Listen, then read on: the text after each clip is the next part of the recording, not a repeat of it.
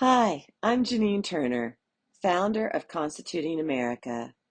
I and Kathy Gillespie, Constituting America's CEO, welcome you to Constituting America's annual 90-day study. 90 plus 90 equals 180. History holds the key to the future. We thank you for joining us this year for our 13th annual study, The Principles of the American Founding. Today's study is Essay 19, Principle of Peace Through Strength. Guest essayist, Robert Brescia. To be prepared for war is one of the most effectual means of preserving peace. George Washington.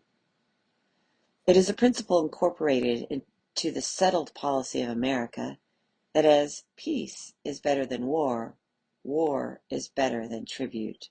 James Madison. We know only too well that war comes not when the forces of freedom are strong, but when they are weak.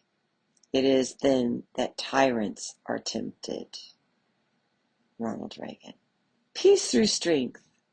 This is a recurring theme throughout the history of our great nation.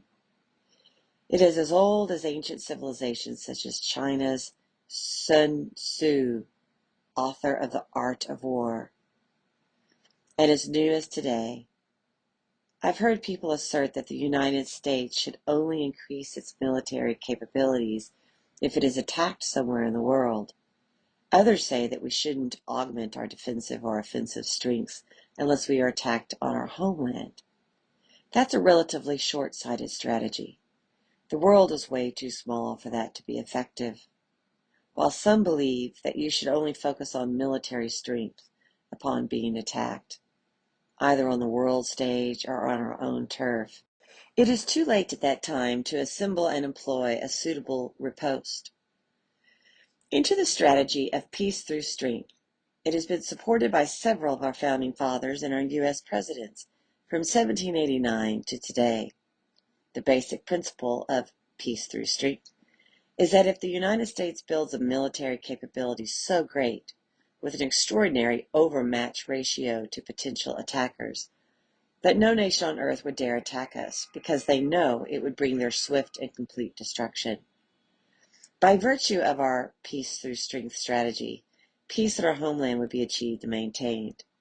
If one accepts such a premise, then the next logical question might be, quote, to what extent do we need to arm ourselves to be that deterrent that we seek, end quote. That would entail a constant comparative exercise, accomplished by think tanks and large consultancies who monitor the military capabilities of world nations. A second related question could be, does this strategy only include conventional armaments, or would it include nuclear? A third question might also be, have we any empirical evidence that a peace through strength strategy was or is successful? I might add a fourth question, but it has no matter-of-fact answer, and that would be, would super-arming our nation constitute a temptation for present or future political leaders to use that power for much the same reason that President Clinton claimed during the impeachment? Quote, because I could, end quote.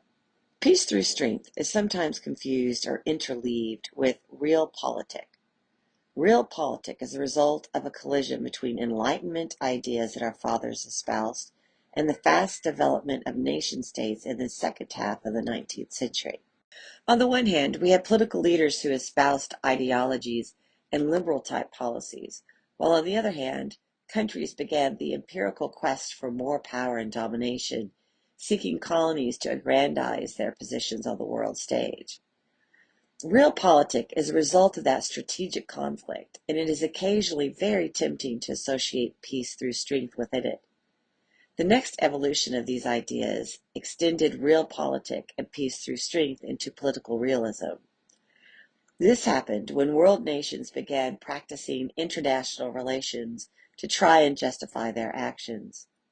We saw two generally oppositional ideas emerge.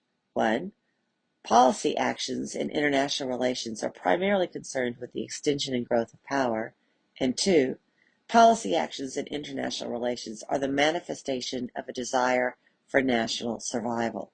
While not a subtle hint or a visible charge by our founding fathers for us today, peace through strength captures the American spirit of wanting to be protected against the bad will and actions of other nations. However, the reality of politics and national priorities in our times is such that we may not have the luxury of arming ourselves to the teeth, not to mention continuously updating our military arsenals with the latest technologies.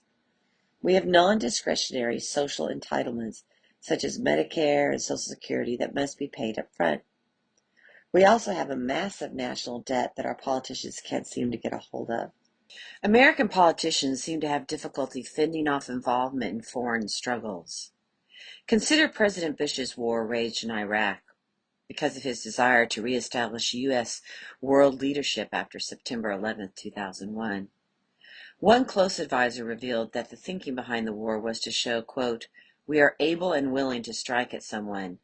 That sends a very powerful message," end quote. Consider President Obama's co-invasion as well with NATO in Libya in 2011. The stated rationale was to support Libyan rebels, but then Secretary of Defense Robert Gates said, quote, publicly, "The fiction was maintained," end quote, that the goal was limited to disabling Colonel Gaddafi's command and control. Given that decapitation strikes against Gaddafi were employed early and often, there almost certainly was a decision by the civilian heads of government of the NATO coalition to, quote, "take him out," end quote, from the very beginning of the intervention, end quote. My own conclusion is that the Founding Fathers had a period-appropriate notion of peace through strength, contextually supportive of the big ideas behind it, and resplendent with hope and faith for future peace. There are other strengths, however, that the United States possesses and nurtures, which are undeniably elements of national prowess. These include our homeland values of courage, benevolence, individualism, economic opportunity, and generosity. These and other American values continue to attract many to our shores. Along with military superiority, they make us strong and resilient.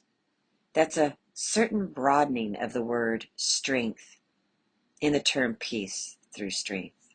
Bob Brescia of Odessa is a teacher of record for Ector County Independent School District and an adjunct professor for Wilmington University. He previously served as executive director for the John Ben Shepherd Public Leadership Institute and head of school for St. Joseph Academy in Brownsville.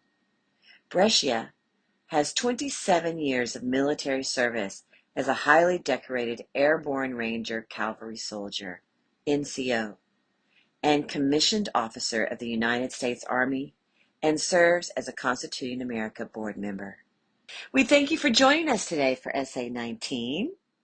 Please spread the word about this wonderful study on America's founding principles through mail, email, social media, text, phone calls, word of mouth, the dinner table, So important to understand our history and for our children to understand the history of our country. And don't forget to check out last year's study about American exceptionalism, defined, exposed, revealed, so that when next time you have a conversation about America and that America is exceptional and someone says, no, it's not, you will have tools in your toolbox and a real breadth of understanding about how our Constitution and founding principles and even the Federalist Papers have really maintained America's exceptionalism. Have a wonderful day, and we will meet here again tomorrow for Essay 20.